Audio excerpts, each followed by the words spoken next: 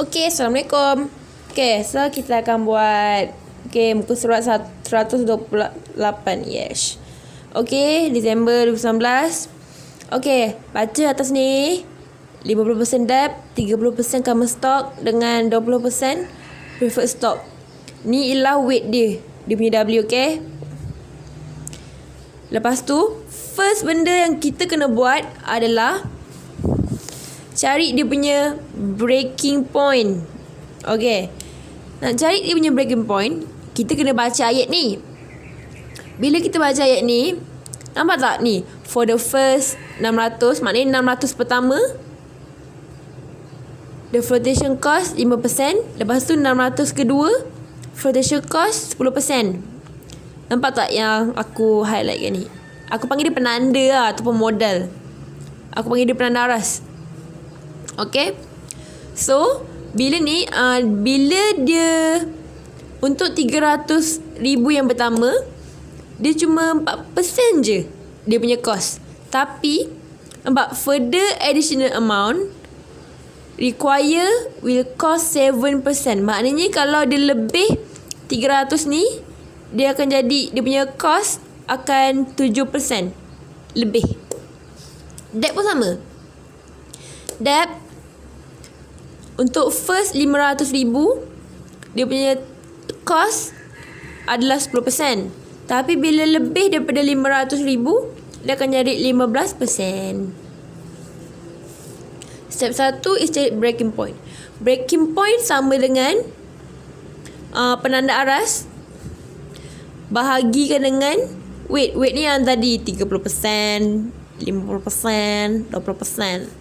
So, common stock punya weight is 0.3.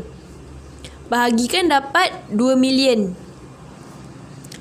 Preferred share 300,000 bahagikan dengan dia punya weight dapat 1.5.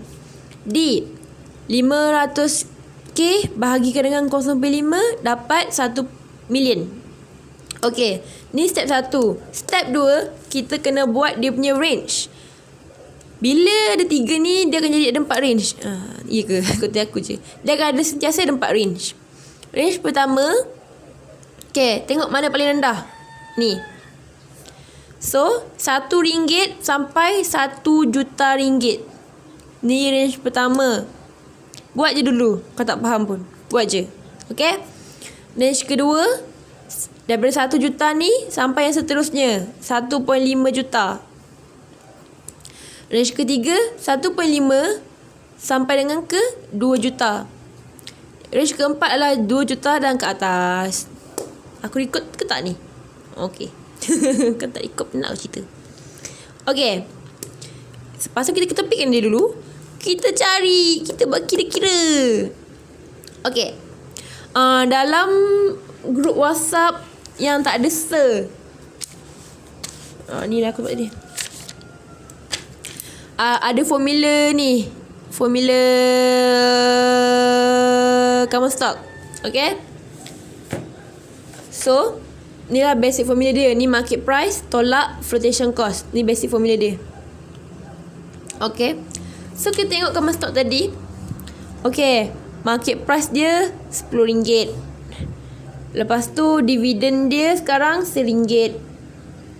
Dia punya growth rate is 8%. Lepas tu flotation cost 5%. Bila dia first 600, dia 5%. So kita kena kira 2 kali. Satu untuk yang bawah 600, satu lagi yang untuk atas 600, which is 10%. Okay, tak faham, kita buat dulu. Kita buat untuk yang 5% dulu. Okay. So formula ni salah. Mana yang betul tadi? Ni betul. Ni, tengok sini Okay. G dia 0.08. Sebab tadi dalam ayat dia kata 8% kan? 8%. G 8%. D, macam mana nak cari D1?